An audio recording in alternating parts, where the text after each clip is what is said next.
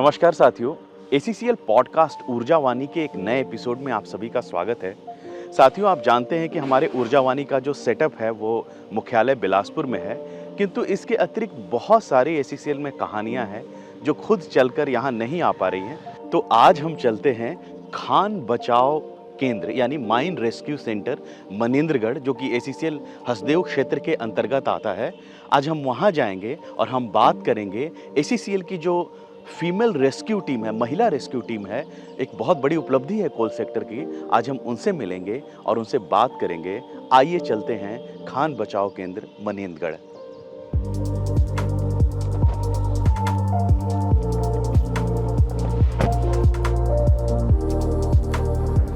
अभी हम लोग रतनपुर से थोड़ा सा आगे निकले हैं और जो मोबाइल में जो समय दिखा रहा है वो 3 घंटे 5 मिनट का है। वहाँ पे माइन रेस्क्यू सेंटर में महिलाएं काम कर रही हैं, रेस्क्यू ट्रेंड बनी हैं वो, तो उनसे बात करना एक अलग अनुभव होगा। देखते हैं कैसा जाता है।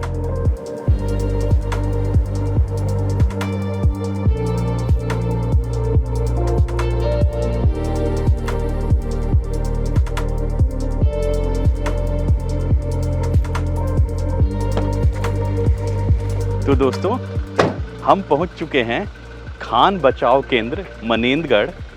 सबसे पहले हम लोग यहाँ देखेंगे कि क्या कुछ होता है, ये सेंटर कैसा है, क्या यहाँ पे सुविधाएं हैं, इनकी एक झलकी लेंगे।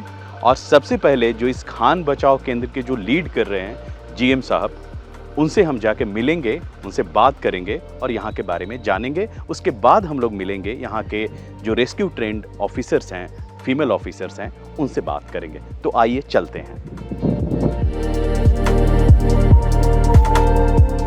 तो साथियों, हम खान बचाओ केंद्र के महाप्रबंधक आदरणीय मनोज विश्नोई सर के साथ आए हैं। सर, बहुत बहुत स्वागत है सर एसीसीएल ऊर्जावाणी जो पॉडकास्ट है सर उसके एपिसोड में। सर, सबसे पहले तो आप अपने बारे में सर हम दर्शकों को बताएं कि आप कैसे कोल सेक्टर में आए और विशेष रूप से जो आपकी ख्याति है सर रेस्क्यू सर्विसेज को लेके, तो इसके प्रति आपका क्या झुकाव रहा। और मैंने सुना है कि आप हमारे देश की ओर से या कोल इंडिया की टीम के तौर से आप विदेश भी गए हैं रेस्क्यू ऑपरेशंस में, तो इनको जरा सा आप बताएं सर दर्शकों को। मैंने 1990 में कोल इंडिया और एसीसीएल ज्वाइन किया था। ज्वाइन करने के बाद 1991 में बिजली माइन में मेरा पोस्टिंग था और वहाँ पर इनिशियल ट्रेनिंग के लिए सिलेक्शन हो रहा था। तो उस समय हमारे तत्काल उप क्षेत्रीय प्रबंधक थे हरिंदर सिंह साहब। वो मुझे बोले कि जाओ तुम भी सिलेक्शन के लिए अपीयर हो। मेरे में शुरू से ही चैलेंजेस लेने का जज्बा था और जैसे मैंने सुना था ये जो रेस्क्यू का काम है, किसी भी आपातकालीन परिस्थिति में फंसे हुए लोगों की जान को बचाना, तो वो एक भावना मेरे दिल में हमेशा थी।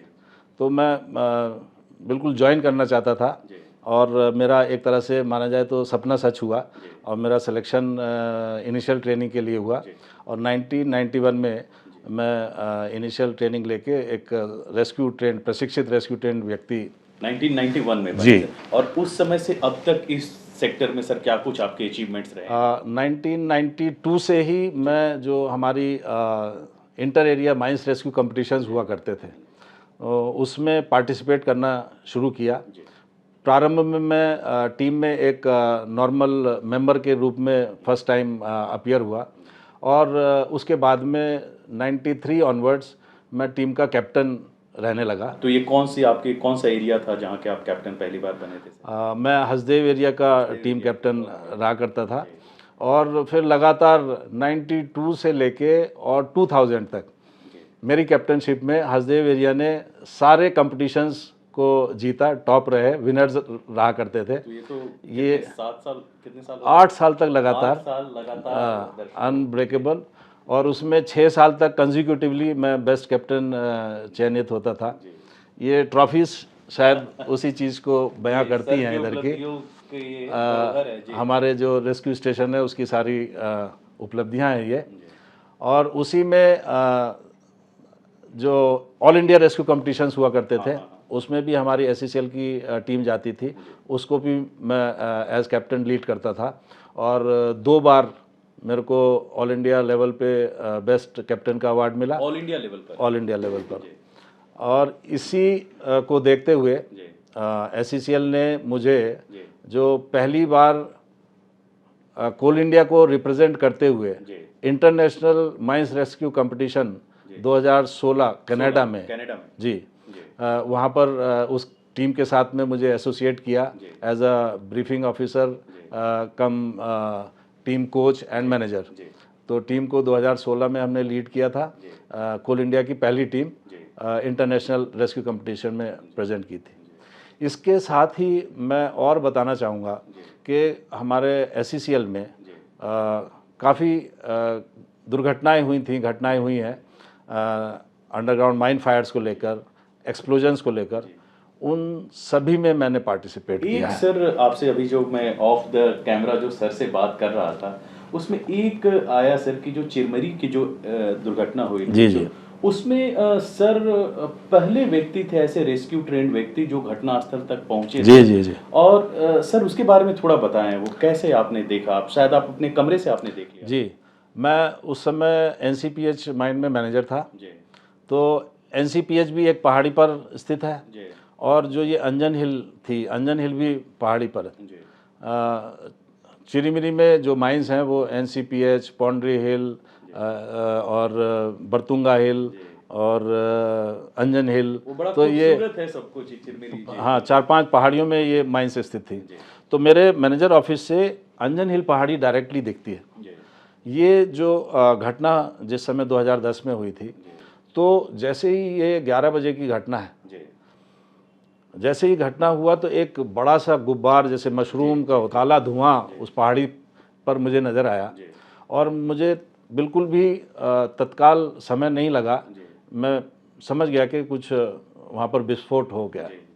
और मेरी उस समय गाड़ी वहाँ पर नहीं थी जो मुझे जीप प्रोवाइडेड थी, तो मैंने मेरे सर्वेयर की मदद से उनकी मोटरसाइकिल पे तुरंत अंजन हिल हम पहुँचे और मैं पहला व्यक्ति था वहाँ पर दुर्घटना होने के बाद में अन्य लोगों से पहुँचने वाला।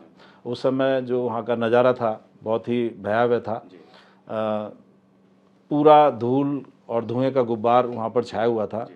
अफेक्टेड लोग थे वहाँ पे, कुछ बैठे हुए थे और तत्काल हमने सूचना एरिया लेवल पे दिया और हॉस्पिटल में सूचित करके जितनी भी एम्बुलेंसेज हैं सबको बुलाइए और हॉस्पिटल में जितने भी हो सके डॉक्टर्स को इमरजेंसी बुला के और स्टेशन कराइए।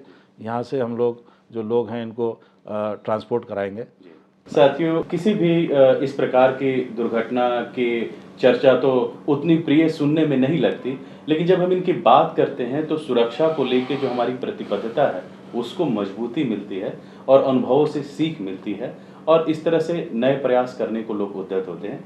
सर, रेस्क्यू को लेके और कोई आपका मिशन या जिससे पॉजिटिव इम्पैक्ट आया हो, या आसपास के लोग जो टाउनशिप है या लोग वहाँ आपसे कभी कुछ मदद मांगने आए हो या कुछ ऐसी और कोई जो आप बताना चाहेंगे, कोई ऐसी घटना जिसमें आपने सकारात्मक रूप से मदद की हो? निरंतर ये हर साल हम ऐसा नहीं है कि केवल जो माइंस में घटनाएं होती हैं उसी में बैकअप देते हैं, लेकिन उसके अलावा भी कभी भी टाउनशिप में कोई फायर हुआ, कई बार होता है लोग कुएं में उतर जाते हैं और कुएं में जहरीली गैसेज होती है, तो स्टेट गवर्नमेंट अथॉरिटीज़ का सबसे पहला जो उनके दिमाग में बात जाती है कि रेस्क्यू टीम को बुलाओ। तो उनके फ़ोन्स हमारे पास आते हैं और हम तुरंत वहाँ पर रिस्पॉन्ड करते हैं अपनी टीम को ले जाकर। Last year even Katni district में फ़ोन हमारे पास आया और जोहेला की जो हमारी टीम थी उसको हमने ऑर्डर किया उनके एरिया जनरल मैनेजर से परमिशन लेके। तो वहाँ के जो RRRT के इंचार्ज थे उन्होंने अपनी टीम को ले जाके कटनी के पास में जोहाली गांव है और पूरी बरसात का समय था, वहाँ पर गाड़ी कोई पहुँच ही नहीं सकती थी, तो या तो वो लोग पैदल गए या गांव वालों से ट्रैक्टर की सवारी लेकर अपने इक्विपमेंट्स को लेकर वहाँ पर पहुँचे। और 4 लोग ऐसे थे जो एक ही कुएं में उतर गए थे, एक के बाद एक गया, वो नहीं निकल पाया, तो लड़का गया था उसका पिताजी उतर गया, वो पिताजी नहीं आ पाया। उनको देख के उनके और 2 भाई उनको निकालने के लिए उतरे, वो भी नहीं निकल पाए। 4 लोग एक ही कुएं में एक ही साथ अपने प्राण गंवाए और उनको हमारे जो जामाज रेस्क्यू के साथी थे उन्होंने ऑपरेटर्स लगा के और सेफ्टी बेल्ट की मदद से नीचे उतरे और एक एक करके उन चारों बॉडीज़ को बाहर निकाला। और फिर कमिश्नर जो आपदा प्रबंधन सेक्रेटरी स्टेट गवर्नमेंट भोपाल, उन्होंने हमसे रिक्वेस्ट किया कि हम एक ऐसी एसओपी बना के दें ताकि इस तरह की दुर्घटनाएं का रिपीटिशन ना हो। हाँ, अच्छा, इसी घटना के बाद तो एक वृद्ध एसओपी बना के हमने भेजा है। और इस साल कोई घटना का ऐसा जिक्र आया नहीं है कि कुएं में उतरने से कोई हो। टीम हमेशा तत्पर है। दर्शकों, ये जो टीम है वो 24/7 काम कर रही है और तैनात रहती है। और जैसा कि इनकी ख्याति ही है कि जैसे कटनी जैसे जगहों से आपके पास कॉल आ रहे हैं या मदद की गुहार आ रही है कि आप आएं और हमारी मदद करें। मैं आपसे ये जानना चाहेंगे कि जो ये माइन रेस्क्यू सेंटर जो है मनिंदरगढ़ का, इसमें क्या कुछ सुविधाएं हैं, क्या कुछ उपकरण, क्या कुछ इक्विपमेंट्स, चीज़ें हैं और क्या कुछ सुविधाएं यहाँ मिलती हैं, उसके बारे में जरा बताएं। जी, मैं बहुत गर्व से बताना चाहता हूँ कि वर्तमान में जो हमारे माइंस रेस्क्यू स्टेशन और इसके साथ जो अन्य 5 RRT rescue room cum refresher training centre और 5 रेस्क्यू रूम्स, इनमें जो उपलब्ध उपकरण हैं वो वर्ल्ड के लेटेस्ट मॉडल्स के उपकरण हैं और सबसे ज़्यादा सोफिस्टिकेटेड उपकरण है। और जितना भी हमारा जो स्टैट्यूटरी रिक्वायरमेंट है उसको पूरा करते हुए हैं। जो सेल्फ कंटेंट ब्रीदिंग अपरेटस हमारे यहाँ है BG4 ड्रैगर कंपनी का, वो लेटेस्ट उपकरण है। रिसेसिटेटिंग अपरेटस अगर पकड़े तो केयर वेंट है, वो भी लेटेस्ट उपकरण है। उसके अलावा short duration breathing apparatus, compressed air breathing apparatus CABA बोलते हैं, वो हमारे पास उपलब्ध हैं। इसी के साथ में अन्य जो एंसिलरी इक्विपमेंट्स रेस्क्यू सर्विसेज में चाहिए होते हैं, जैसे एयर लिफ्टिंग बैग्स हैं, कटिंग टूल्स हैं, इत्यादि सभी उपकरण हमारे पास उपलब्ध हैं। साथ ही सभी जो रेस्क्यू यूनिट्स हैं उनको मिलाकर हमारे पास 11 हाईटेक मोबाइल वैन्स हैं, रेस्क्यू वैन्स, जिसमें हम अपने उपकरण को लोड करके और टीम्स को बैठा के जल्दी से जल्दी आपातकालीन स्थिति जहाँ पर निर्मित हुई है माइंस में, वहाँ पर पहुँचा जा सके। 9 फायर टेंडर्स हैं हम लोग के पास में। तो जी, ये उपकरण हैं, सभी अत्याधुनिक उपकरण हैं सभी। सर, एक आखिरी प्रश्न के रूप में मैं आपसे ये जानना चाहूँगा कि यदि कोई इंजीनियर यदि आपके यहाँ से रेस्क्यू की ट्रेनिंग लेना चाहे, प्रशिक्षण लेना चाहे, तो उसके लिए क्या कुछ प्रक्रियाएं हैं? देखिए, माइंस रेस्क्यू रूल 20 उसमें इसको वर्णित किया गया है कि क्या एक अनिवार्यताएं होनी चाहिए। सबसे पहले उस व्यक्ति की उम्र 21 साल से 30 साल के बीच में होना चाहिए जब वो इनिशियल ट्रेनिंग के लिए अप्लाई करेंगे। 21 साल से और 30 के ऊपर नहीं होना चाहिए। दूसरी है कि वो मेडिकली फिट होना चाहिए। तीसरा है उसके पास फर्स्ट एड सर्टिफिकेट होना चाहिए वैलिड। चौथा है वो मैनेजर से सर्टिफाइड होना चाहिए कि उसके पास अंडरग्राउंड वर्किंग्स का सफिशेंट एक्सपीरियंस है, अंडरग्राउंड वर्किंग का। और उसके उपरांत जो माइंस रेस्क्यू स्टेशन सुपरिटेंडेंट है वो अपने आप में निश्चित होना चाहिए, मतलब उसको सर्टिफाई करे कि ये आदमी फिट है रेस्क्यू ट्रेनिंग लेने के लिए। क्योंकि जिस दिन वो इनिशियल ट्रेनिंग ज्वाइन करने आता है, कुछ एक छोटा सा फिजिकल टेस्ट और एक मेंटल टेस्ट सुपरिटेंडेंट के द्वारा लिया जाता है। तो ये 5 अनिवार्यताएं जो कोई पास कर लेता है वो एलिजिबल होता है रेस्क्यू ट्रेन पर्सन बनने के लिए। और एक बार कोई मान लिया आपके यहाँ 14 दिनों की ट्रेनिंग होती है शायद शुरुआती, और तो उसे क्या कुछ रिफ्रेशर वगैरह भी करना होता है क्या? जी। जो हमारे फील्ड के वॉलंटियर्स हैं, रेस्क्यू वॉलंटियर्स हैं, उनको हर साल 8 रिफ्रेशर ट्रेनिंग दी जाती है। किसी भी 2 रिफ्रेशर ट्रेनिंग के बीच में 4 महीने से ज़्यादा का गैप नहीं होना चाहिए। और जो लोग रेस्क्यू स्टेशंस या RRTs या रेस्क्यू रूम में पोस्टेड हैं, उनको साल में 18 प्रैक्टिसेस, रिफ्रेशर प्रैक्टिसेस करनी होती है।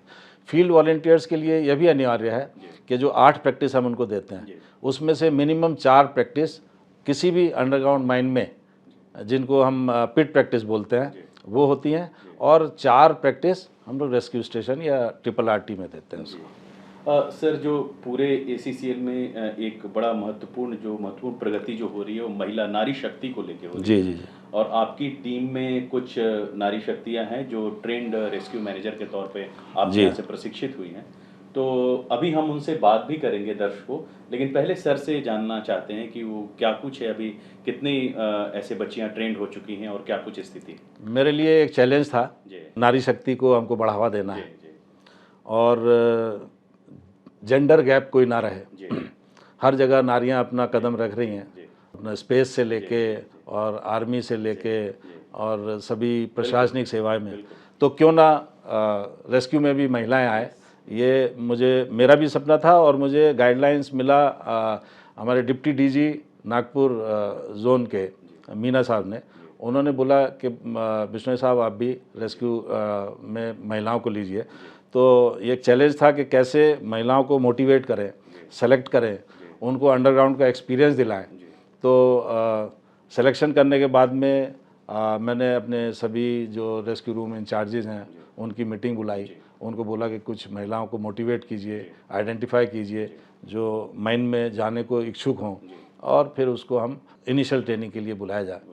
तो पहले लॉट में हमको 6 महिलाएं मिली, जोहिला से, हसदेव से, बैकुंठपुर से, और उनको हमने लास्ट ईयर ट्रेनिंग दिलाया।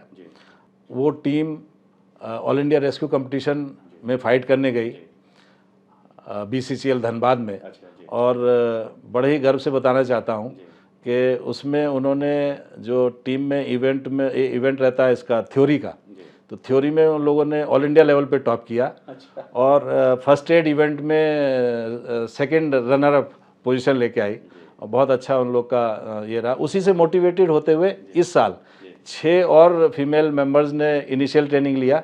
तो अभी हमारे पास पूरे SCCL में 12 फीमेल रेस्क्यू ट्रेन्ड पर्सन्स हैं, एंड मैं समझता हूँ इनको देख के और भी लोग मोटिवेट होंगे, और फीमेल टीम मोटिवेट होंगे, वर्कर्स जो रेस्क्यू ट्रेनिंग लेगी। जी, निश्चित रूप से साथियों, आपने देखा होगा कि माननीय कोयला मंत्री जी की यह संकल्पना रही है कि कोयला उद्योग में महिलाओं की भूमिका को लेके आगे बढ़ा जाए, और माननीय CMD हरीश धवन सर ने इस दिशा में जो हम लोग को प्रेरित किया है।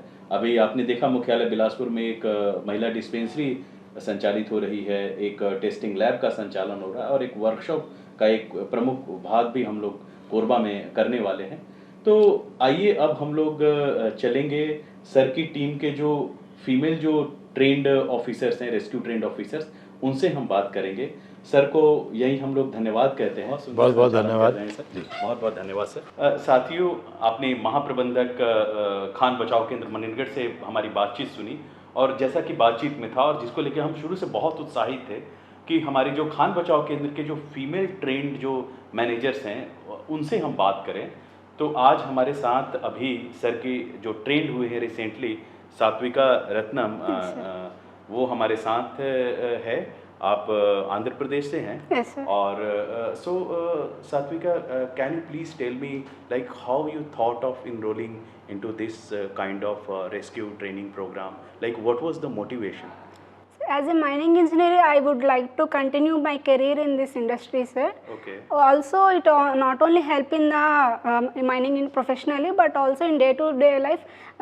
It can be helpful anywhere, sir. So it motivates me to do this rescue practice, sir. Okay, so that is the one important aspect of this rescue job. What she is trying to convey is, beyond the mining field also, Yeah. your this training is helping Yes, to help other people Yes, sir. into to save their lives or something. If I can save one life also, it will fulfill like whatever I have Yes. dreamed. Yes, sir. Yes, Satvika, that is a very noble objective she is working with. So, Satvika, going beyond this training, tell me how you enrolled for a BTech in mining degree. Yes, sir. And which university you have completed your degree? Like, Yes, we would sir. like to know it. Currently, I was posted at a West Ekadi Colliery, Hasdev. Hasdev area, SCCA, Okay. and I did my graduation dual degree in from IIT Kharagpur, sir. IIT Kharagpur. Okay. Yes, sir. I did my graduation from IIT Kharagpur. Later on, through GATE, I have entered into SCCA, Okay. and I have joined in Coal India in March 2024. 24. Yes, So sir. it has almost been like 1.5 1 and years. a half year. Okay. Yes, sir. After that, my underground visit was on April 2024, sir. I completed with my manager. So, after visiting my underground, then with my manager, then I came to know what the mining engineers, what problems mining engineers are facing, how we are working opposite to the nature to achieve the nation's energy, sir. Yeah. So, Satvika, like I belong to a very remote village from Bihar actually, and I have seen when I was studying, it was very difficult to choose engineering career that time. I mean, it's maybe around 25 years back. Now, when you were choosing engineering optionals, how you convinced your parents or your family to select this mining discipline? Because Basically, all of my family were very supportive, sir. So no one stopped me to enter into mining industry or choosing mining subject in my BTech. No one has stopped me. So they encouraged me a lot. Not only there, now also GM managers, all my colleagues, all are very supportive. Whatever I need help, they will do, and they will help me a lot. So their support is very important for me also. So, we, on behalf of entire ACCL family, we want to thank Satvika. They are really leading by example, and your contribution, Satvika, is definitely making a mark not only in ACCL family but onto the Indian society. So, Thank you, sir. a big thank you and many congratulations to you, Thank you, sir. Satvika. Thank you, sir. तो साथियों, ये episode था हमारा ACCL ऊर्जावानी का, जहां हम बिलासपुर के अपने नॉर्मल सेटअप से हट के पहुंचे थे खान बचाव केंद्र मनेंद्रगढ़ में। वहां हमने जीएम सर से बात की, उनकी पूरी टीम से बात की, डेमोन्स्ट्रेशन देखा रेस्क्यू का, और अब हम लोग यहां से विदा ले रहे हैं। तो आप इसी तरह से हमारे इस पॉडकास्ट से जुड़े रहिए। जल्द मिलते हैं एक नए एपिसोड के साथ। तब तक के लिए नमस्कार।